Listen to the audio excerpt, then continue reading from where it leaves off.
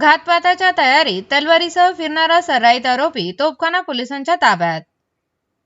अहिल्यानगर शहरात घातपात करण्याच्या उद्देशाने तलवार बाळगून फिरणाऱ्या एका सराईत आरोपीला तोफखाना पोलिसांनी अटक करत त्याच्याकडून लोखंडी तलवार जप्त केली आहे। तोफखाना पोलीस ठाण्याच्या गुन्हे शोध पथकाचे प्रमुख पोलीस उपनिरीक्षक योगेश साहेर यांना गुप्त माहिती मिळाली होती की जुना बोल्लेगाव रोडवरील नवीन पुलाच्या पुढे एका लिंबाच्या झाडाजवळ हिरव्या रंगाचा शर्ट आणि निळी टोपी घातलेला एक इसम घातपात करण्याच्या उद्देशाने तलवार घेऊन थांबला आहे। माहितीची खातरजमा होताच पीएसआय योगेश साहेर यांनी पथकास घटनास्थळी सापळा रचून संबंधित इसमाला ताब्यात घेतले। चौकशीत त्याने आपले नाव सुमेध उर्फ टिंग्या किशोर साळवे असे सांगितले।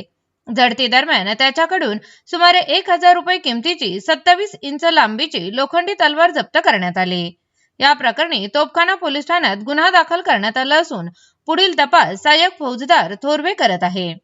ही कारवाई पोलीस अधीक्षक मुमुका सुदर्शन, अप्पर पोलीस अधीक्षक वैभव कुलवर्मे, उपविभागीय पोलीस अधिकारी डॉक्टर दिलीप टिपरसे यांच्या मार्गदर्शनाखाली पोलीस निरीक्षक बालाजी वैद्य यांच्या नेतृत्वाखाली गुन्हे शोध पथकाने केली।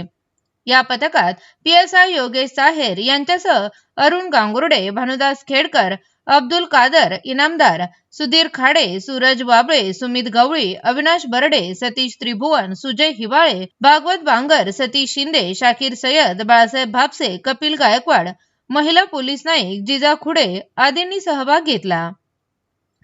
तसेच तांत्रिक तपासासाठी दक्षिण मोबाईल सेलचे पोलीस कर्मचारी राहुल गुड्डू, नितीन शिंदे आणि अरुण सांगळे यांनी महत्त्वपूर्ण सहकार्य केले।